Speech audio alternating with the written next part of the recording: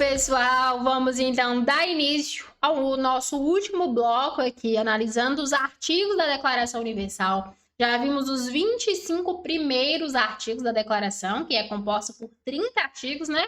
E agora, nesse último bloco, a gente vai ver esses 5 artigos que faltam, do 26 ao 30, para fechar a nossa apreciação, né, dos artigos da Declaração, para fechar aí essa passagem por todos os artigos. Se você não viu as aulas anteriores, vai lá, assiste, veja na ordem correta, vê 1, 2, vai vendo todos os artigos na sequência correta para chegar até aqui no artigo 26. Se você já assistiu todas as outras aulas, então muito bem-vindo. Vamos continuar, então, os nossos estudos aqui. Artigo 26. O que é que fala o artigo 26 para nós? Olha lá.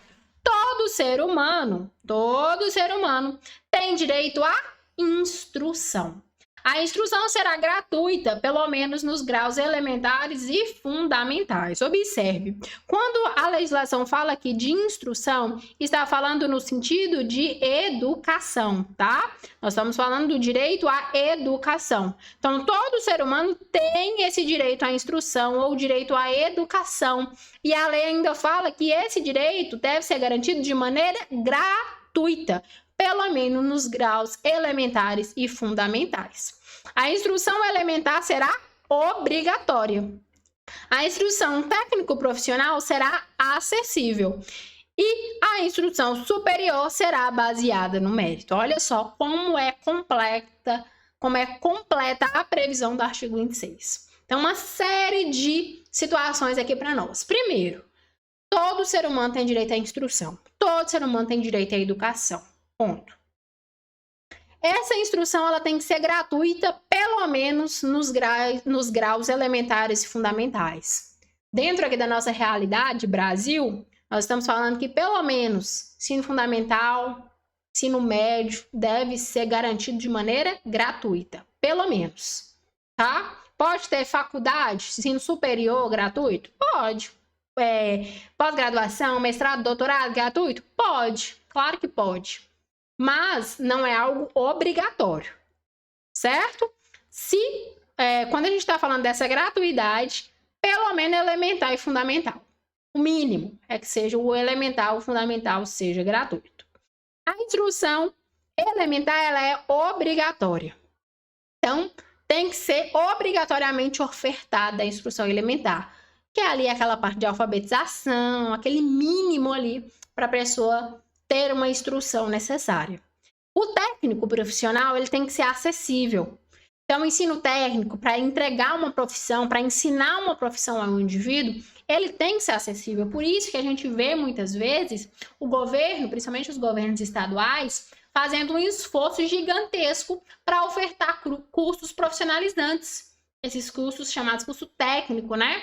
Você vê muito esforço dos governos, principalmente os governos estaduais, para que haja essa acessibilidade, para que seja ofertado aos alunos ali do ensino médio e até as pessoas que já saíram do ensino médio, mas são jovens ali, esse ensino técnico profissional. Então, a legislação, a Declaração Universal já traz isso para a gente. A instrução, a educação técnico profissional, ela tem que ser acessível a todos.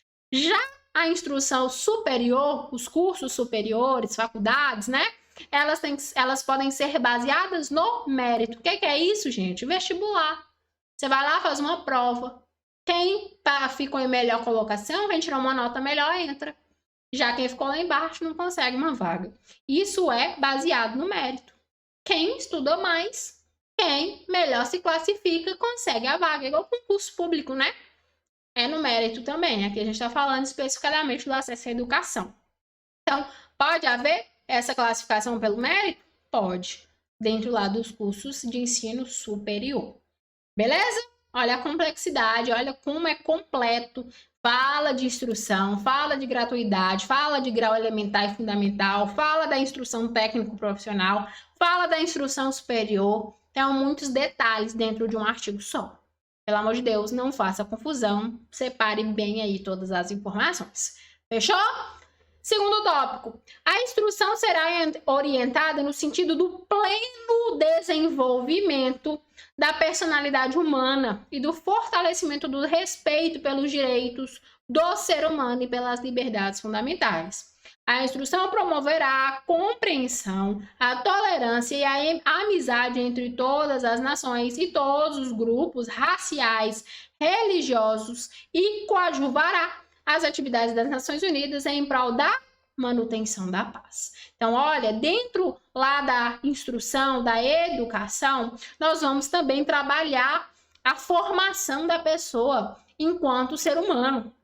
Trabalhar o respeito pelos direitos, trabalhar o respeito pelas liberdades fundamentais. Nós vamos promover a compreensão, a tolerância, a amizade entre os povos, entre as nações, entre os grupos. Então, a instrução, quando a gente fala de instrução, intimamente vinculada à educação, não é só português e matemática, não. Nós vamos aproveitar aí que nós estamos formando pessoas e colocar, ensinar para elas esses princípios que estão vinculados à tolerância, à igualdade, à compreensão, à amizade. Então, tudo isso também vai ser ensinado, tudo isso também vai ser instruído dentro desse ambiente educacional.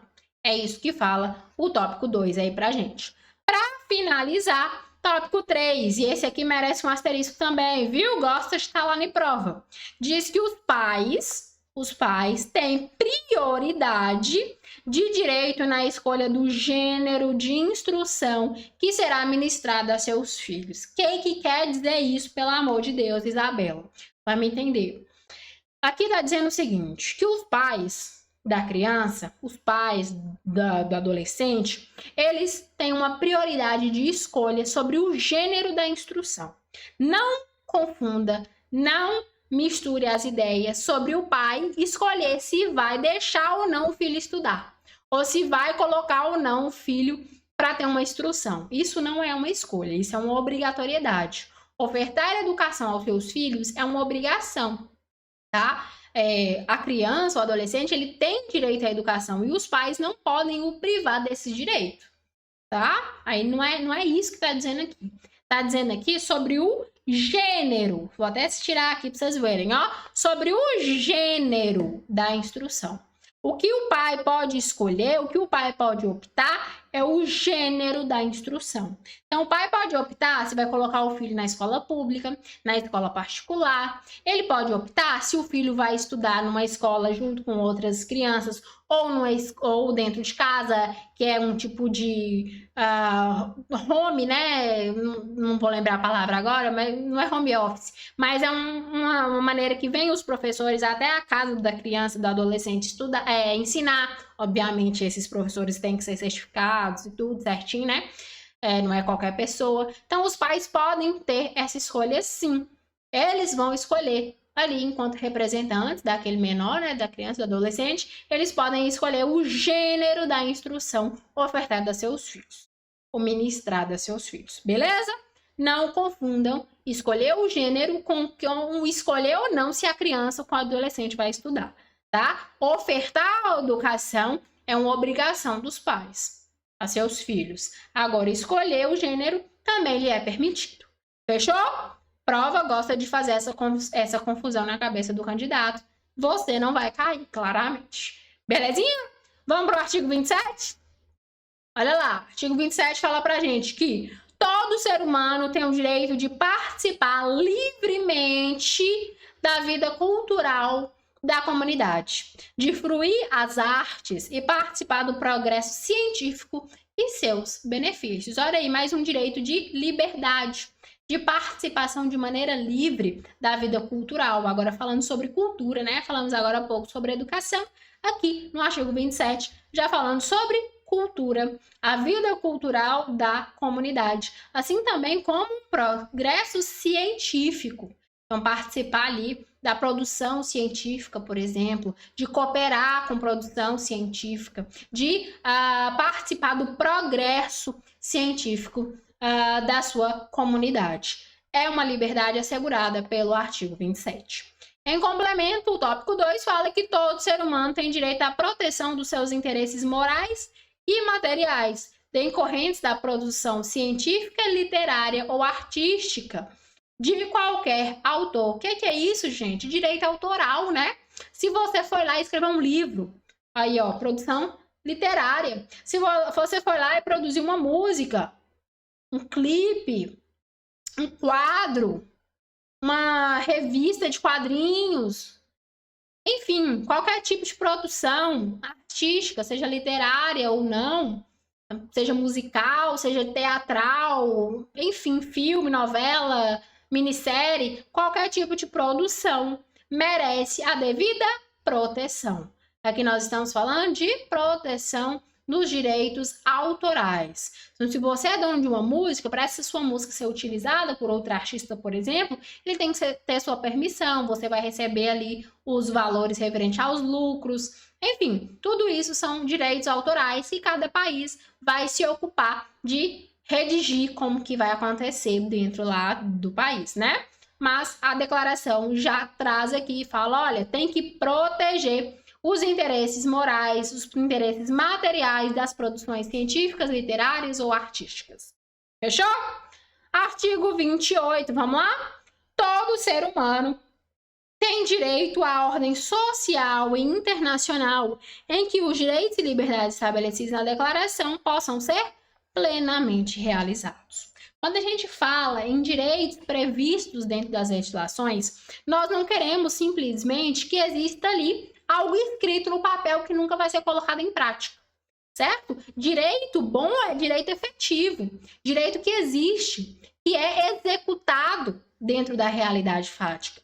Então, o ser humano ele tem direito, dentro de uma ordem social, de uma ordem internacional, que os direitos e liberdades que estão escritos nessa declaração, em todos esses artigos da declaração, sejam plenamente realizados, ou seja, que sejam executados, que estejam realmente garantidos na prática, na vida, na vivência aí, que não sejam simplesmente palavras escritas num papel que ninguém dá importância. A gente quer que aconteça na prática, que sejam efetivos, que haja realmente as garantias, que hajam realmente as liberdades, todas que estão elencadas aí dentro desse texto. Beleza? Então, artigo 28 fala, ó, tá escrito aqui, mas põe na prática. Tá escrito aqui e tem que ser observado, tem que ser respeitado e tem que acontecer. Isso é o artigo 28. Artigo 29. Todo ser humano tem deveres para com a comunidade. Falando de muito direito, né? Direito com força. Aí vem o artigo 29 para falar dos deveres. Então, todo ser humano tem deveres para com a comunidade, no qual o livre e pleno desenvolvimento da sua personalidade é possível. Então, lembre do artigo 29, que fala dos deveres dos seres humanos dentro da comunidade que ele vive. E ainda lembre dessa parte final aqui, ó, que gosta de estar em prova, na qual o livre e pleno desenvolvimento de sua personalidade é possível. Então, para que exista esse desenvolvimento, essa possibilidade de desenvolvimento, esses deveres dentro da comunidade devem ser observados. Tópico 2. O exercício dos direitos e liberdades. Todo ser humano estará sujeito apenas às limitações determinadas em lei, exclusivamente com o fim de assegurar o devido reconhecimento e respeito dos direitos e liberdades de outrem e satisfazer as justas exigências da moral, da ordem pública e do bem-estar na sociedade democrática. Quero um asterisco assim, ó, gigante aí nesse artigo 29 e em especial aqui no tópico 2º. Já falamos aqui que os direitos, eles podem, devem ser exercidos, mas a gente tem que observar também o direito do nosso vizinho. Então, se eu tenho liberdade de expressão, por exemplo, que eu até comentei com vocês, eu tenho liberdade de expressar minhas opiniões, de expressar aquilo que eu quero, tenho, mas eu não posso, com a minha liberdade de expressão, com a minha liberdade de opinião, atingir o direito de outrem, né? Eu não posso atingir a honra, a integridade de outra pessoa, colocando que eu estou ali simplesmente exercendo minha liberdade de expressão. Eu posso e devo me expressar, mas não posso com isso atingir o direito de outrem. Então, aqui são as limitações da lei. Se a lei fala que eu xingar uma pessoa, expor a honra de outra pessoa é crime contra a honra, ela está me dando ali um limite para minha liberdade de expressão. Conseguem enxergar? Conseguem entender? Se a lei fala para mim que eu tenho direito de locomoção, mas ao mesmo tempo me diz que para entrar dentro de um outro país eu tenho que estar com o meu visto em dias, a lei está colocando ali limitações no meu direito, na minha liberdade. E isso é muito legal. É legal no sentido de lei, tá? Isso é plenamente aplicável dentro de uma legislação. Então, sim, os direitos e as liberdades têm limitações. Nenhum direito é amplo e ilimitado.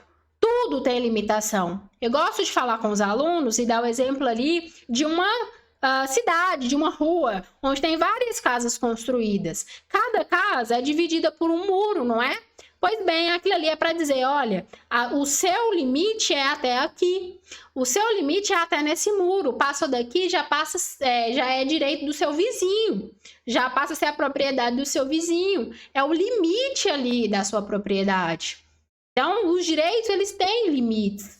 E esses limites são determinados pela lei. Não sou eu que limito, não sou eu que escolho, não é o prefeito, o governante que está ali exercendo o cargo temporariamente que vai escolher. Quem escolhe, quem delimita os direitos é a lei, tá? Limitações determinadas pela lei. Eu tenho os meus direitos, eu tenho as minhas liberdades que estão sujeitos apenas às limitações da lei. Existe limitação? Existe. Quem coloca essa limitação? Apenas a lei. Beleza? E para que existe essa limitação? Para assegurar o devido reconhecimento e respeito aos direitos e liberdades do outro. Eu sei que eu tenho liberdade de expressão, mas eu sei que o meu colega tem os seus direitos à honra, de integridade física, moral, psíquica. Então, eu não vou, com a minha liberdade de expressão, e ferir a sua honra, e ferir a sua... e atingir a sua integridade. Beleza? Essas são as limitações da lei para assegurar o reconhecimento e o respeito aos direitos e liberdades do outro. Plenamente possível, não só possível, como necessário. Imagine só se não tivesse limite, todo mundo fazia o que quisesse, da hora que quisesse, virava uma bagunça. Então, existe sim a limitação legal, que é extremamente necessária. E o tópico 2º aqui do artigo 29 é recordista em prova. Então, é aquele asterisco assim, ó, desse tamanhozão aí, dentro da sua legislação. Para finalizar, o tópico 3, esses direitos e liberdades não podem, em hipótese alguma, ser exercidos contrariamente aos princípios das Nações Unidas. Então, nenhum direito, nenhuma liberdade pode ser exercido para atingir, para ir de forma contrária aos objetivos e aos princípios das Nações Unidas. Esses objetivos e esses princípios são quem regem os direitos, são quem dão fundamentos para que os direitos sejam criados, elencados, tipificados. Então, como que um direito que nasceu por conta desses princípios, esses objetivos, vão ser atacados, vão ser atingidos de maneira contrária? Então, em hipótese alguma, pode haver esse exercício de maneira contrária. Fechou? Para finalizar, artigo 30 aí da declaração diz que nenhuma disposição da presente declaração pode ser interpretada com reconhecimento a qualquer estado, grupo ou pessoa do direito de exercer qualquer atividade ou praticar qualquer ato destinado à destruição de quaisquer dos direitos ou liberdades aqui estabelecidos. Os direitos e liberdades estabelecidos dentro da declaração têm que ser observados, têm que ser interpretados da maneira que eles foram escritos, com o fim que eles foram escritos, que é proteger os direitos humanos, que é assegurar as liberdades, os direitos do ser humano. Então, nenhuma disposição dentro dessa declaração vai ser utilizada de maneira contrária a isso. Vai ser utilizado com o fim de destruir direitos ou liberdades estabelecidos. Muito pelo contrário, né, gente? Vai ser com o fim de melhorar, com o fim de ampliar, com o fim de ajudar na promoção, de promover esses direitos e liberdades e nunca de destruí-los. Beleza?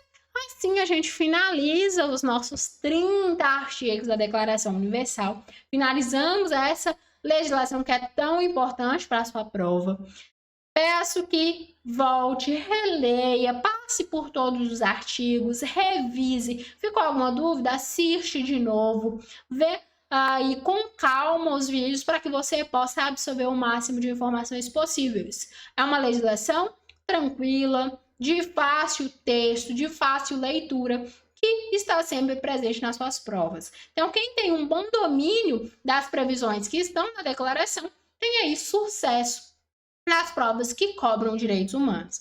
É um estudo extremamente proveitoso de uma legislação muito utilizada, que está ali sempre presente nos editais e que sempre cai ali nas provas também. E é muito tranquilo, desde que você conheça bem as previsões legais. Eu vou ficando por aqui, me despeço de vocês no que se refere a essa legislação. A gente se encontra nos próximos conteúdos.